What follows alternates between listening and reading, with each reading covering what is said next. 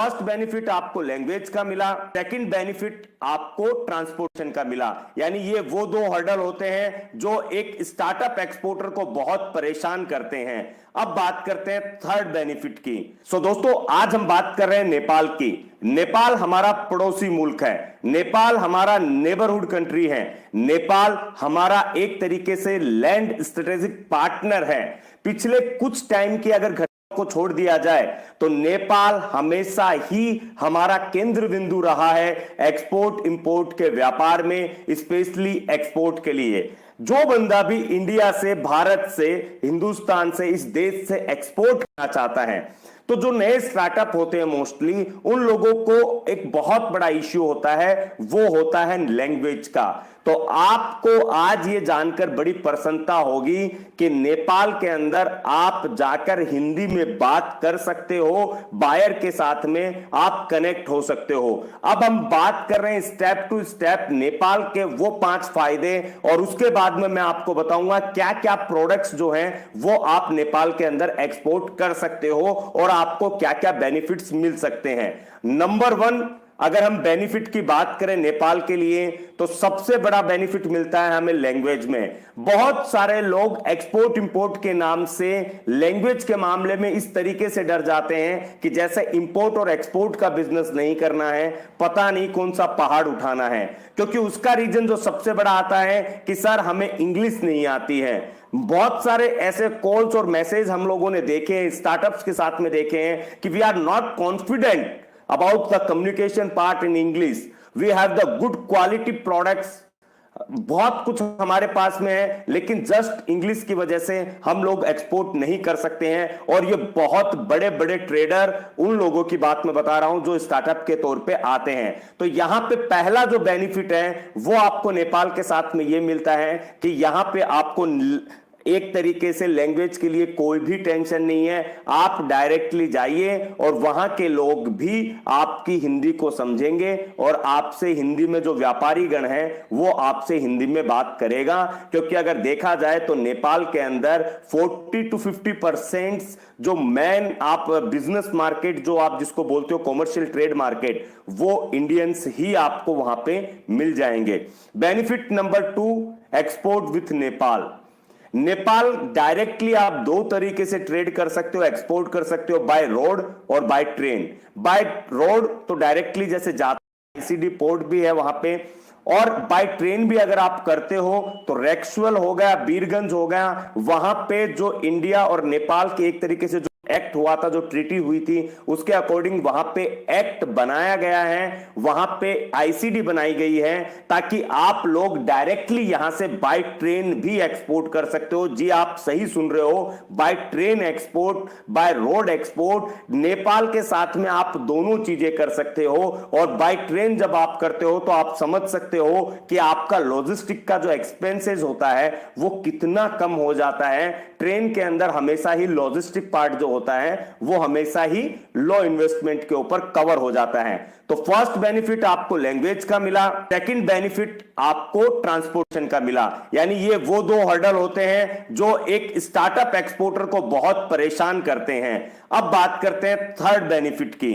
Third benefit ये होता है दोस्तों, जेन्युइन बायर मिलना।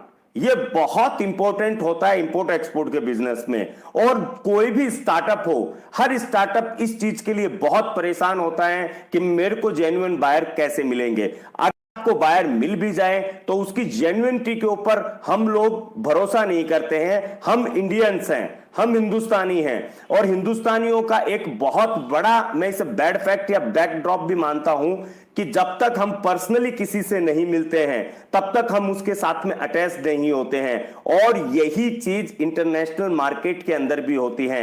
नेपाल के साथ में आपको एक जो सबसे बड़ा फायदा होगा वो ये होगा कि आप डायरेक्टली विजिट कर सकते हो नेपाल के लिए। आपको पासपोर्ट नहीं चाहिए, आपको वीजा नहीं चाहिए। जो नॉर्मल आपके डॉक्यूमेंट्स हैं उनके थ्रू ही आप डायरेक्टली नेपाल विजिट कर सकते हो दोस्तों। तो ये आपका थर्ड बेनिफिट हुआ कि आप डायरेक्टली कम एक्सपेंसेस में, यानी मुश्किल से 10, 20, 30 हजार रुपए में तो आप जाके पूरा एक इंटरनेशनल मार्केट ट्रैक करके वापस ऑर्डर लेके बायर्स के साथ में मिलके वापस अपने घर पे आ सकते हो। तो इससे सस्ता आपको एक्सपोर्ट डेस्टिनेशन कहीं नहीं मिलेगा। जो आगे भी हम कुछ पड़ोसी देशों की बातें करेंगे, आगे के लाइव्स में करेंगे, आज हम सिर्फ नेपाल की बात कर रहे हैं। तो फोर्थ बेनिफिट आपको विजिटिंग का हो गया कि आप डायरेक्टली वहां पे विजिट कर सकते हो, डायरेक्टली आप जा सकते हो, जाके आप बायर के साथ में कनेक्टिविटी बना सकते हो। इसके आगे जो बेनिफिट है दोस्तों वो ये है कि नेपाल हमारा पड़ोसी देश है और ये ऊंचाई पे स्थित है, यानी ये पहाड़ों के अंदर स्थित है, जमीनी स्तर से काफी ऊंचाई पे है। और जहां पे जमीनी स्तर से कोई भी प्रदेश, राज्य, देश जो भी जमीनी स्तर से ऊपर होता है वहां पे मैन्युफैक्चरिंग और कल्टीवेशन बहुत कम होता है। तो आप ये बोल सकते हो कि 60% नेपाल जो है वो इंडिया पे डिपेंडेंट है, इंडिया से ही सारे प्रोडक्ट वहां पे जाते हैं, इंडिया से ही आप ये मान सकते हो कि उनका गुजारा भत्ता होता है। और जो लास्ट एंड लीस्ट मैं इसे बोलूंगा कि नेपाल का लैंग्वेज, नेपाल की आप लिविंग कल्चर, नेपाल की संस्कृति, खान पान आपको अपने देश के जैसी ही मिलेगी। आप अगर नेपाल विजिट करते हो तो आपको एक्सपोर्ट के अंदर कहीं पे कोई भी इश्यू नहीं आएगा। ये कुछ बेनिफिट्स हैं जो एक स्टार्टअप एक्सपोर्टर को बहुत इजीली एक्सपोर्ट करने पे मजबूर कर सकते हैं और बहुत इजीली आप एक्सपोर्ट कर सकते हो इंडिया से, इंडिया के बाहर, नेपाल के अंदर। अब एक बहुत बड़ा क्वेश्चन आता है मार्जिन का कि अगर हम नेपाल एक्सपोर्ट करते हैं तो हमें क्या मार्जिन मिल जाएगा। दोस्तों मैं इसके लिए आपको एक ही चीज कहना चाहूंगा कि नेपाल हमारा पड़ोसी देश है। ऑलरेडी नेपाल के अंदर हमारे बहुत सारे आप ट्रेडर्स मान सकते हो, इंडियंस मान सकते हो, जिन्होंने वहां पे खुद के वेंचर्स बना रखे हैं। तो यहां पे मार्जिन लेवल जो है वो आप ज्यादा एक्सपेक्टेड नहीं कर सकते, यानी बहुत ज्यादा हाइक आपको मिलना मुश्किल है। 10% is a maximum profit with Nepal, क्योंकि यहां पे उसमें भी 10% में भी आपको अगर रेगुलर आपका ट्रांजैक्शन चलता है तो उसमें आपको डाउनग्रेड आना पड़ सकता है, क्योंकि नेपाल बॉर्डर से रिलेटेड जितने प्रदेश हैं, चाहे वो बिहार हो, चाहे यूपी हो, ये जो नेपाल से कनेक्टिंग में जितने प्रदेश आ जाते हैं उनको सबसे ज्यादा बेनिफिट मिलता है नेपाल के साथ में एक्सपोर्ट करने का। लॉजिस्टिक मानिए, क्लियरेंस मानिए, किसी भी चीज के लिए मानिए। तो यहां पे मैं आपको यही कहना चाहूंगा कि नेपाल के साथ में जब भी आप ट्रीट करते हो, जब भी आप ट्रेड करने की कोशिश करते हो, तो वहां पे अपना जो प्रॉफिट मार्जिन है वो एक लमसम रखिए। इंडिया में जो आपको मिल रहा है, इंडिया की प्राइस से आप हाइक कीजिए, लेकिन इतना भी हाइक मत कीजिए कि सामने वाला आपसे दोबारा कभी बात करे ही ना। अब जब हम प्रोडक्ट्स की बात करते हैं कि क्या क्या प्रोडक्ट हम नेपाल को एक्सपोर्ट कर सकते हैं, दोस्तों नेपाल नॉन बासमती राइस का इंडिया का सबसे बड़ा इंपोर्टर है। For your kind information, I don't know you people are no about this thing, but आप सही में मानिए कि यहां पे नेपाल फर्स्ट लार्जेस्ट इंपोर्टर है नॉन बासमती राइस का। तो नॉन बासमती राइस के अंदर जो लोग डील करते हैं उन्हें यह समझ में आना चाहिए कि आप यहां से नेपाल के लिए ये चीजें एक्सपोर्ट कर सकते हैं। प्लस फार्मास्यूटिकल, नेपाल का खुद का कुछ भी मैन्युफैक्चरिंग नहीं है। मोस्टली जो भी चीजें होती हैं वो इंडिया और रेदर देन फिर चाइना है, बांग्लादेश है, बाकी की जो कंट्रीज है, जैसा मैंने कहा 60%, मोर देन 60% आप मानिए नेपाल इंडिया से इंपोर्ट करता है। तो जब नेपाल इंडिया से इंपोर्ट कर रहा है तो फार्मास्यूटिकल आप मानिए एक बहुत बड़ी इंडस्ट्री है जो नेपाल में अप्रोच कर सकती है। लेकिन इंडिया की जो फार्मास्यूटिकल कंपनीज है या जो थर्ड पार्टी मैन्युफैक्चरर्स हैं वो बहुत कम अप्रोच करते हैं नेपाल के अंदर, और जिसका बेनिफिट यूएसए की कंपनियां बहुत इजीली लेती हैं। इवन चाइना की जो फार्मास्यूटिकल कंपनीज हैं वो भी यहां पे बहुत ज्यादा बेनिफिट्स लेती हैं। फूड एंड एग्रीकल्चर में बात करूं तो पोटैटो, यहाँ पे पोटैटो हो गया, आप आलू जिसको बोलते हो, राइस हो गया आपका, चाहे प्याज हो आपका, वेजिटेबल्स हो आपकी, फ्रूट हो आपका, ये सारे प्रोडक्ट, वो प्रोडक्ट जो आप इंडिया में यूज कर रहे हो, वही सारे प्रोडक्ट आप नेपाल को एक्सपोर्ट कर सकते हो। और आप यकीन मानिए दोस्तों, आप सिर्फ एक बार विजिट करके आइए, आपको खुद को समझ में आएगा कि वो प्रोडक्ट जो आपके आसपास में है, जिनकी वैल्यू आपके लिए कुछ भी नहीं है, वही प्रोडक्ट बहुत वैल्यूबल हो जाते हैं जब वो नेपाल के अंदर एक्सपोर्ट करने की बात आप सोचते हो। इसके अलावा ऑयल इंडस्ट्री जो है, ऑयल इंडस्ट्री के अंदर भी बहुत सारे ऐसे प्रोडक्ट्स हैं जिनके ऊपर वर्कआउट किया जाता है। नेपाल ऑयल का, गैसेस का सबसे बड़ा इंपोर्टर है, बिकॉज जैसे मैंने कहा स्टार्टिंग में आपको, they are dependent on us. Readymade garments के अंदर अगर आप बात करो, उनका पहनावा थोड़ा अलग है, लेकिन फिर भी रेडीमेड गारमेंट्स की जब हम बात करते हैं तो यहां पे रेडीमेड गारमेंट्स के अंदर भी आप नेपाल के साथ में अपना व्यापार शुरू कर सकते हो। नेपाल री एक्सपोर्ट भी करता है, बहुत सारे नेपाल के अंदर ट्रेडर्स और जो बैठे हैं वो री भी करते हैं, जिनमें कारपेट जैसी जो मैन्युफैक्चरिंग यूनिट्स होती है, कारपेट के जो ट्रेडर्स होते हैं, लेदर प्रोडक्ट्स के जो ट्रेडर्स होते हैं, यही बहुत आप मान सकते हो कि इसको री एक्सपोर्ट किया जाता है। तो यहां पे नेपाल के अंदर आपको बहुत सारी अपॉर्चुनिटीज मिल सकती है। मैं यही मानता हूं कि इंडिया का जो भी स्टार्टअप हो, उसे अगर एक्सपोर्ट का एक फीलिंग लेना हो, अगर एक्सपोर्ट के रिगार्डिंग उसको एक फीलिंग चाहिए कि यार मैं प्रैक्टिकली चीजें देख के आऊं, प्रैक्टिकली समझूं कि क्या है, किस तरीके से बायर से बात होती है, किस तरीके से डील होती है, XYZ फैक्टर्स, तो आपको एक बार नेपाल विजिट करके आना चाहिए। इसमें आपको लाइव आपको एक्सपीरियंस मिलेगा, आपको लाइव बायर्स मिलेंगे, उनकी जेन्युइनिटी चेक करने का मौका मिलेगा, आपको खुद को आपकी स्किल्स को डेवलप करने का मौका मिलेगा, आपको मार्केट समझने का मौका मिलेगा, आप ओपन मार्केट में किस तरीके से खुद को पिंच कर सकते हो, इस चीज का आपको मौका मिलेगा।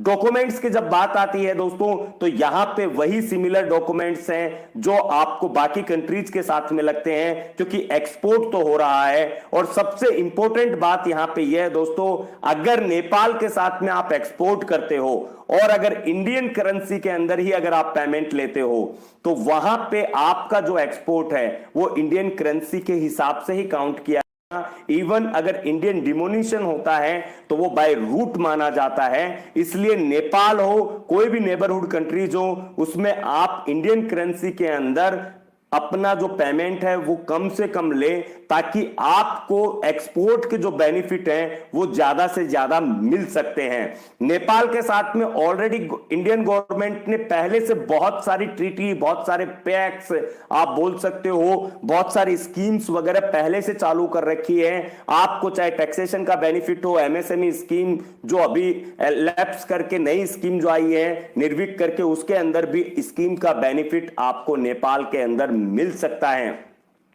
दोस्तों, अगर आपको अभी भी कुछ डाउट हो किस तरीके से आप एक्सपोर्ट कर सकते हो नेपाल के अंदर, चाहे वो इलेक्ट्रॉनिक आइटम्स का हो, चाहे ऑर्नामेंट्स का हो, चाहे लेदर प्रोडक्ट का हो, सभी चीजों के लिए आप नेपाल को चूज कर सकते हो। आपको अपने प्रदेश के जैसा, अपने देश के जैसा ही एक मार्केट मिलेगा जहां पे आप अपना स्टार्टअप कर सकते हो। अगर आपको डॉक्यूमेंट्स के रिगार्डिंग या फिर मार्केट अप्रोच के रिगार्डिंग कुछ क्वेश्चंस हैं, तो मैं यहां पे नंबर आपको बता रहा हूं, वो नंबर नोट डाउन कीजिए, उन पे आप कॉल करके इंफॉर्मेशन ले सकते हैं। 7499016277 9309565687। इन 3 नंबर जो हैं, they are the experts in documentation part, marketing part and business expansion.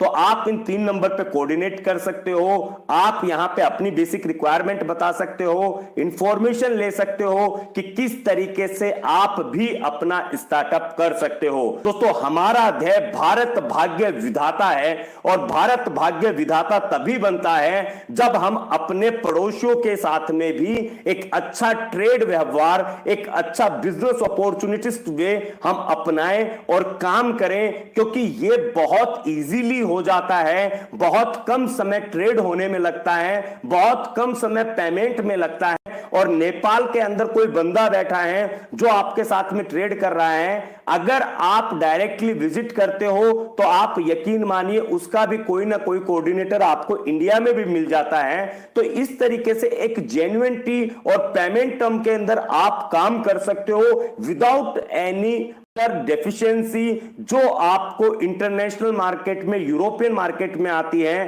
तो अगर आपको स्टार्टिंग में खुद को एक आप बोल सकते हो बूस्टअप करना है, अगर आपको खुद को मोटिवेट करना है तो आपको प्रैक्टिकली ये चीज करनी चाहिए। इसमें किसी और की डिपेंडेंसी की जरूरत नहीं होती है दोस्तों।